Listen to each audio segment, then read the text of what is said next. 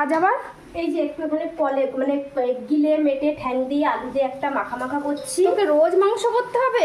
সর দোকান থেকে সর। হ্যাঁ ভাবে তুই ভিডিও করতে আসতে পারলে করবি না। এ মা, এ কি রোজ মাংস রোজ মাংস? তো দেখা এটা হ্যাঁ, এটা ভালো জিনিস। দেখো লাউ শাক পোস্ত হচ্ছে। এটা আমি করছি খুব স্পেশাল।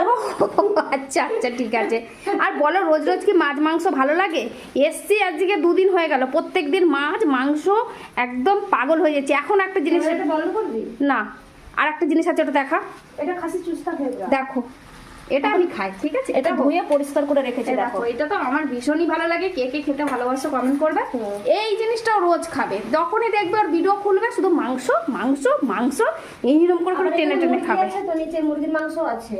হ্যাঁ ওই যেখানে রাখা আছে এটা আলাদা ঝোল হবে। ওটা আবার বাবা কালকেই ঝোল খেলি। আজকে আবার হবে না। বাবা বাবা, ওর ফ্রিজ খুলবে কিছু থাক আর না থাক, মাছ মাংস একদম রেডি। মাছ আছে। এ তো শাকাহারি হতেই পারে না কোনো দিন। হবো না। এ রাবণের বোন ছিল মনে হয়। না না, আমি তো মেয়ের মাসি। আমার মেয়ের মাসি। তো দেখো এই যে এখানে কষাচ্ছে, এখন সবাই মজা করে এটাই খাওয়া হবে। এটা কিন্তু বেশ ভালোই লাগে, আর শীতের দিনে তো এইসব খাওয়ার মজাই আলাদা। চেটে দেখি নুন হয়েছে কিনা।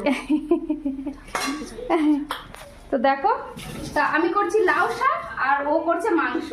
মাংস।